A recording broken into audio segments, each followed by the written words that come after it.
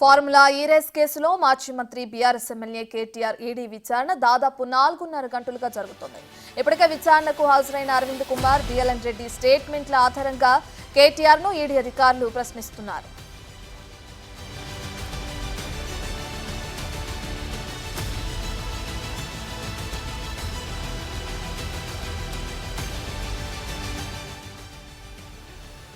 Formula ఈ race case విషయం గురించి మనందరికీ తెలిసిందే. ఇందులో A1 గా కేటీఆర్, అలాగే A2, A3 గా అటు అరవింద్ కుమార్, బిఎల్ఎన్ రెడ్డి ఉన్నారు.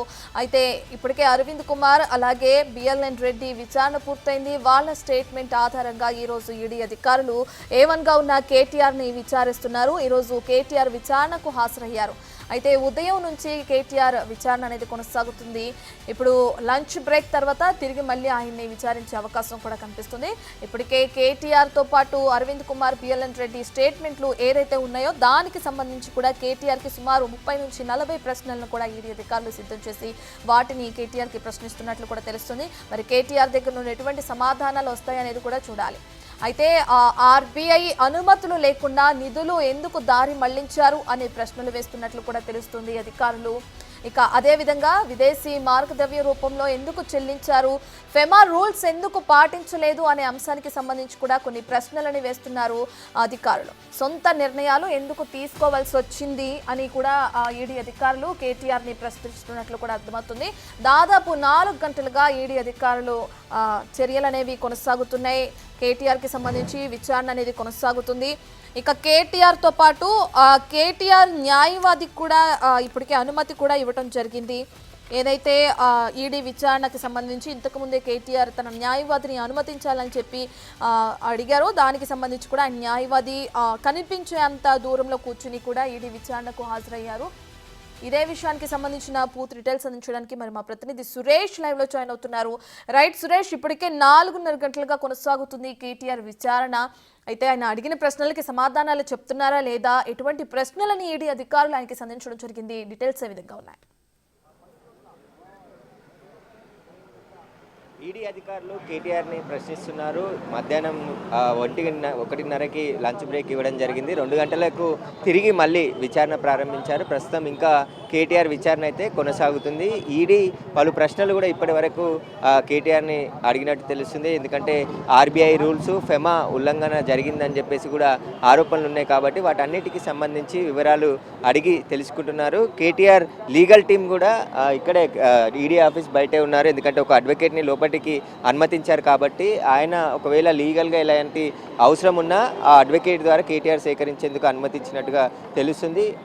ప్రస్తుతం అయితే కేటీఆర్పై ప్రశ్నల వర్షం ఈడీ అధికారులు కురిపిస్తున్నారు. ఎందుకంటే నిధులు మళ్ళీ చెల్లింపు పైనే, ఎందుకంటే ఎలక్షన్ కోడ్ ఉంది, ఆ సమయంలో ఆర్బీఐ రూల్స్ ఎందుకు పాటించలేదనే ముఖ్యంగా కేటీఆర్ని ప్రశ్నించినట్టు తెలుస్తుంది. ఇక ఫార్ములా సీజన్ 9కి జరిగినటువంటి చెల్లింపుల్లో కూడా అప్పుడు ఏ విధంగా చెల్లింపులు చేశారు, అగ్రిమెంట్ ఏ విధంగా చేసుకున్నారు, ఆ తర్వాత ఏదైతే జెన్కోకి సంబంధించిన కంపెనీ విత్డ్రా కావడానికి గల స్పాన్సర్షిప్ విత్డ్రా కావడానికి గల కారణాలు ఏంటి, ఆ తర్వాత హెచ్ఎండిఏకి సంబంధించిన నిధులు ఎందుకు మళ్లించారనే దానిపై కూడా ఇప్పుడు ఈడీ కేటీఆర్ని క్వశ్చన్ చేస్తున్నట్టు తెలుస్తుంది. ఇక ఆర్థిక లావాదేవీలకు సంబంధించి ఆర్బీఐ నిబంధనలు అతిక్రమించారనే దానిపై కూడా ఈడీ క్వశ్చన్లు అడుగుతున్నట్టు తెలుస్తుంది. అయితే దాదాపు లంచ్ బ్రేక్ ముందు కూడా అనేక ప్రశ్నలు కేటీఆర్ని అడిగి సమాధానాలన్నీ కూడా స్టేట్మెంట్ రికార్డ్ చేసుకోవడం జరిగింది. మళ్ళీ లంచ్ తర్వాత 2 గంటలకి ఆయన విచారణ ప్రారంభమైన తర్వాత మళ్ళీ క్వశ్చన్ చేస్తున్నారు. దీనికి సంబంధించి ఆయన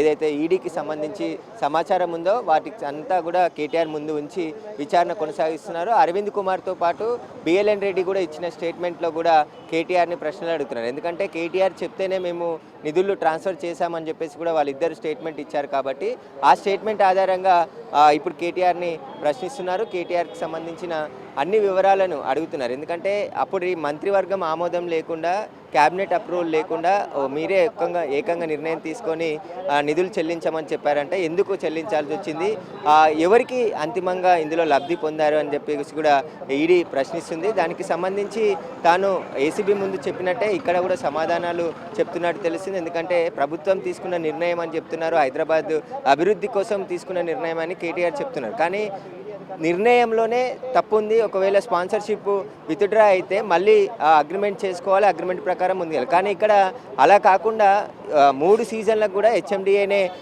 ముందుకు వచ్చి డబ్బులు చెల్లించే విధంగా స్పాన్సర్షిప్ ఇచ్చే విధంగా 55 కోట్లు కాదు, ఒకవేళ మళ్ళీ బీఆర్ఎస్ గవర్నమెంట్ వచ్చింటే 600 కోట్లు కూడా చెల్లించాల్సి వచ్చేది. ఆ హెచ్ఎండిఏ ఖజానా నుంచే ఆ డబ్బులన్నీ కూడా చెల్లింపులు జరిగేసి ఉండేది. కానీ కాంగ్రెస్ ప్రభుత్వం ఈ రేస్కి సంబంధించిన ఫార్ములా కంపెనీని మేము రేస్ నిర్వహించామని స్పష్టం చేయడంతో అంతటితో ఆగిపోయింది. కాబట్టి 55 కోట్ల రూపాయల ప్రజాధనం నష్టం జరిగింది. హెచ్ఎండిఏకి సంబంధించిన నిధులను అందులో చేర్చారని చెప్పేసి కూడా చెప్తున్నారు. అయితే కేటీఆర్కి సంబంధించిన లీగల్ టీం ఇక్కడే ఉన్నారు, ఒకసారి వారితో కూడా మాట్లాడదాం ఏం జరుగుతుందో అని చెప్పేసి. అసలు లోపట లంచ్ బ్రేక్ తర్వాత మళ్ళీ విచారణ ప్రారంభమైందా? మీ అడ్వకేట్ ఎలాంటి సమాచారం చెప్తారు? సమాచారం ఏం లేదండి. యాక్చువల్గా అయితే లంచ్ టైమే యూజువల్లీ మేబీ లంచ్ అవుతుండొచ్చు. So we don't have any idea about. ఇప్పటికే హైకోర్టు సుప్రీంకోర్టు కూడా క్వాష్ పిటిషన్ని తోచిపుచ్చింది, కొట్టేసింది ఒకవైపు. దీన్ని ఎలా చూస్తారు? First of all supreme court quash పిటిషన్ని తోసిపుచ్చలేదు, కొట్టేయలేదు. అది wrong propaganda, wrong information, misinformation నడుస్తుంది.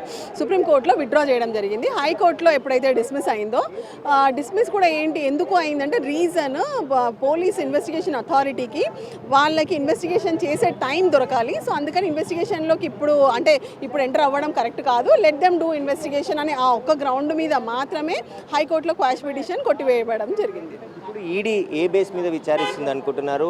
ఎలాంటి ఈడీ సెక్షన్లు ఏం నమోదు చేసింది? కేటీఆర్కి ఇచ్చినటువంటి నోటీసులో ఎలాంటి సెక్షన్స్ మెన్షన్? అంటే ఆ నోటీస్లో పర్టికులర్గా ఏం సెక్షన్స్ ఏం లేవు. Subject matter one and the same అదే ఏదైతే ఏసీబీ విచారణలో జరిగిందో అదే ఇష్యూ మీద నోటీస్ ఇవ్వడం జరిగింది. బికాజ్ యూజువల్లీ ఈడీ ఎలా ఉంటుందంటే మోర్ దెన్ 30 lakhsకి అబవ్ ఏదైతే గురించి ఏదైనా కంప్లైంట్ వచ్చింది అనుకోండి, అప్పుడు కంపల్సరీ ఈడీ ఎంటర్ అవుతుంది. సో ఆ విధంగానే ఈడీ అకార్డింగ్లీ ఆ పర్టికులర్ కేసుకి సంబంధించి నోటీస్ ఇష్యూ చేసింది.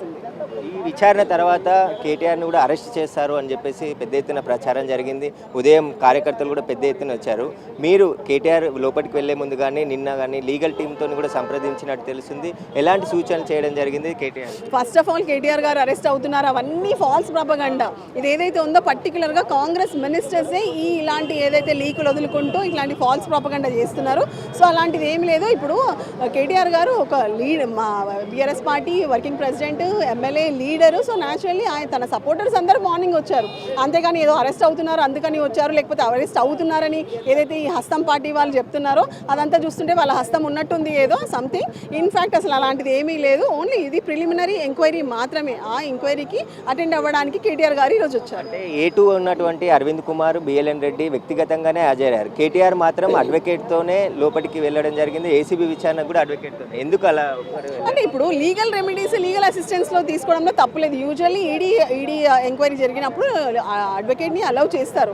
So there is no wrong in it. ఏమవుతుంది ఒకవేళ లీగల్ అసిస్టెన్స్ తీసుకుంటే there is no wrong in it. అంటే దాన్ని మళ్ళీ వేరే కోణంలో చూడాల్సిన అవసరం లేదు. ఎన్ని గంటల వరకు విచారణ జరిగే అవకాశం? అంటే యూజువల్లీ వీళ్ళు ఒక 6-7 hours చేస్తారు. మేబీ 5 or 6 o'clockకి పంపిస్తారు అనుకుంటా బయటకి, చూడాలి. అయితే కేటీఆర్కి సంబంధించిన లీగల్ టీం కూడా బయటే ఉన్నారు. కేటీఆర్కి సంబంధించి లీగల్ సపోర్ట్ కోసం ఇక్కడ వచ్చామని చెప్తున్నారు. ఒక అడ్వకేట్ని కూడా కేటీఆర్ వెంబడి ఈడీ ఆఫీస్కి పంపించడం జరిగింది. ఆయన లోపట్టే ఉన్నాడు. దీనికి సంబంధించి మీరు చెప్పండి, అసలు పొద్దున్న నుంచి ఇక్కడే ఉన్నారు, కేసు అంతా ఎట్లా చూస్తారు? అంటే వాస్తవానికి ఏంటంటే గతంలో మనం చూస్తూ ఉన్నాం, గతంలో ఏసీబీ కేసు ఎఫ్ఐఆర్ కావడం కానీ, అదేవిధంగా ఈడీ కేసు ఎఫ్ఐఆర్ కావడం కానీ ఈ యొక్క రాజకీయ కుట్రతో అని చెప్పేసి మేము భావిస్తూ ఉన్నాం. ఎందుకంటే ఎప్పుడో జరిగినటువంటి కోర్టులు చెప్తున్నాయి కదా, ఈ కేసులో విషయం ఉంది, దీని విచారణ ఎదుర్కోవాలి, కానీ క్వాష్కి వెళ్ళారు, కేసు నమోదైన తెల్లారే క్వాష్కి వెళ్ళారు, క్వాష్కి రావడం ఏంటి అని చెప్పి హైకోర్టు, సుప్రీంకోర్టు డిస్మిస్ చేయడం జరిగింది. అయినప్పటికీ కూడా మళ్ళీ విచారణకు వెళ్ళాలని చెప్పారు. కానీ ఎందుకు మరి తప్పించుకుంటున్నారు? అంటే తప్పించుకునే ధోరణి కాదు. ముఖ్యంగా ఏంటంటే ఎఫ్ఐఆర్ చేసినప్పుడు ప్రాథమిక విచారణ లేకుండా ఎఫ్ఐఆర్ చేసారు. కాబట్టి ఏదైతే లలిత్ కుమార్ వర్సెస్ చరణ్ సింగ్ ఏదైతే జడ్జిమెంట్ ఉందో దాని ప్రకారం చేయాలని చెప్పేసి మేము గౌరవ హైకోర్టు పోవడం జరిగింది. తదనంతరం కూడా గౌరవ హైకోర్టు మధ్యంతర ఉత్తర్వులు కేటీఆర్ గారిని అరెస్ట్ చేయొద్దని చెప్పేసి మధ్యంతర ఉత్తర్వులు కూడా ఇవ్వడం జరిగింది. అంతేగాని వేరే విధంగా కాదు, కేసులో భయపడి కాదు. గౌరవ కోర్టులపైన మాకు నమ్మకం ఉన్నది, ఏజెన్సీ సంస్థ మీద నమ్మకం ఉన్నది. కానీ రేవంత్ రెడ్డి సర్కారు కుట్రపూరితంగా వివరిస్తుందని చెప్పేసి మా యొక్క మొదటి నుంచి వాదన. ఇప్పుడు ఎప్పటివరకు విచారణ అవకాశం ఉంది? లోపల ఏం జరుగుతుంది అనేది మీ అడ్వకేట్ మీకు ఏమైనా సమాచారం? జనరల్గా ఏంటంటే ఈడీ విచారణ కానీ గతంలో ఏసీబీ జరిగిన విచారణ కూడా కేటీఆర్ గారు నిజాయితీగా వాళ్ళకు చెప్పేటువంటి విచారణకు సహకరిస్తూ ఉన్నారు, పూర్తిస్థాయిలో సహకరిస్తూ ఉన్నారు. ఇప్పుడు కూడా ఈడీ విచారణ కూడా సహకరిస్తూ ఉన్నారు. అది ఇంత ముందుకు లంచ్ టైం కూడా అయిపోయినది, మళ్ళీ విచారణ స్టార్ట్ అయింది. ఒక 1 hour బయటికి రావచ్చు.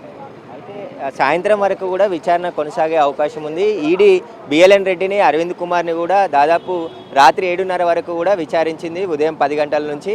ఇప్పుడు కేటీఆర్ను కూడా దాదాపు 7 గంటల వరకు విచారించే అవకాశం కనబడుతుంది. ముఖ్యంగా మనీ లాండరింగ్కి సంబంధించే ఈడీ దర్యాప్తు చేస్తుంది. ఏసీబీ ఓవరాల్గా ఈ కేసుకు సంబంధించి దర్యాప్తు చేస్తుంది. అసలు మొత్తం అగ్రిమెంట్లు ఏ విధంగా జరిగాయి, ఎలా చెల్లింపులు చేశారు, ముందు జరిగిన అగ్రిమెంట్లు ఏ విధంగా ఉన్నాయి, రెండోసారి చేసుకున్న అగ్రిమెంటు ఏ విధంగా ఉందనే దానిపై కూడా ఏసీబీ ఒకవైపు విచారణ చేస్తుంది. ఏసీబీ ఆ నోటీసులు కూడా గ్రీన్కో కంపెనీతో పాటు మొదట 9వ సీజన్కి ఉన్న స్పాన్సర్షిప్ ఇచ్చిన కంపెనీకి కూడా నోటీసులు జారీ చేసింది. ఈ నెల 18న విచారణకు హాజరు కావాలని చెప్పేసి కూడా గ్రీన్కో కంపెనీ ఎండీకితో పాటు ఎస్జెడ్ నెక్స్ట్ జెన్ కంపెనీకి కూడా నోటీసులు జారీ చేయడం జరిగింది.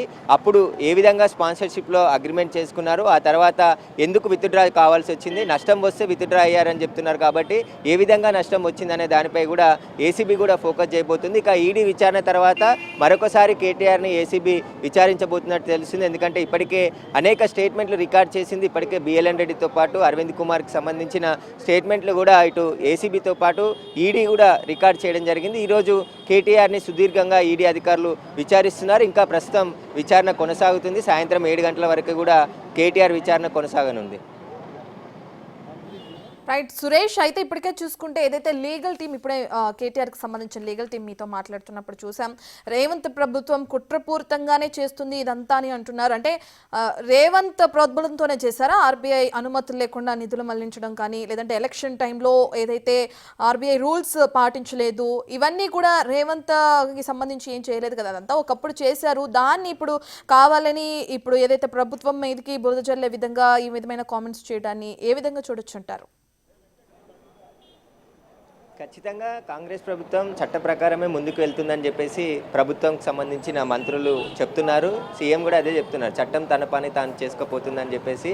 అప్పుడు జరిగిన అవినీతిపైనే ఏదైతే గవర్నర్కి సంబంధించి అనుమతి తీసుకున్నామో, అదేవిధంగా ఏసీబీకి ఫిర్యాదు చేశాము. ఏదైతే ప్రొసీజర్ ఉంటుందో ఆ ప్రొసీజర్ అంతా కూడా మేము ఫాలో అవుతున్నాము, అందుకే చట్ట ప్రకారం చర్యలు ఉండబోతున్నాయని చెప్పేసి కూడా ప్రభుత్వం వైపు చెప్తున్నారు. కానీ ఇటు బీఆర్ఎస్ నాయకులు, బీఆర్ఎస్కి సంబంధించిన మాజీ మంత్రులు కూడా ఇదే కామెంట్ చేస్తున్నారు. అసలు ఈ కేసే లొటపీస్ కేసు అని చెప్పేసి కేటీఆర్ పదే చెప్పిండు. దానికి సంబంధించి ఎలాంటి అవినీతి జరగలేదు, దీంట్లో నేను ఏ తప్పు చేయలేదు అని చెప్పేసి కేటీఆర్ చెప్తున్నాను. కానీ కోర్టులు కూడా స్పష్టంగా చెప్పినాయి, విచారణ ఎదుర్కోవాలి, విచారణకు సంబంధించి దర్యాప్తు ఎదుర్కొన్న తర్వాతే అన్ని విషయాలు బయటకు వస్తాయి. కాబట్టి ప్రైమరీ ఇన్వెస్టిగేషన్ దశలో ఉన్నప్పుడు మేము జోక్యం చేసుకోలేము అని చెప్పేసి కూడా ఇటు హైకోర్టు, సుప్రీంకోర్టు కూడా అదే చెప్పింది. ఖచ్చితంగా ఏసీబీ కానీ ఈడీ కానీ దర్యాప్తులో ముందుకు వెళ్ళాలని చెప్పేసి కూడా చెప్పారు. కాబట్టి ప్రైమరీ ఇన్వెస్టిగేషన్లో అనేక ఆధారాలు ఇటు ఏసీబీ, ఈడీ రెండు కూడా దర్యాప్తు సంస్థలు సేకరించాయి. ఆ తర్వాతే కేసు నమోదు చేశారు.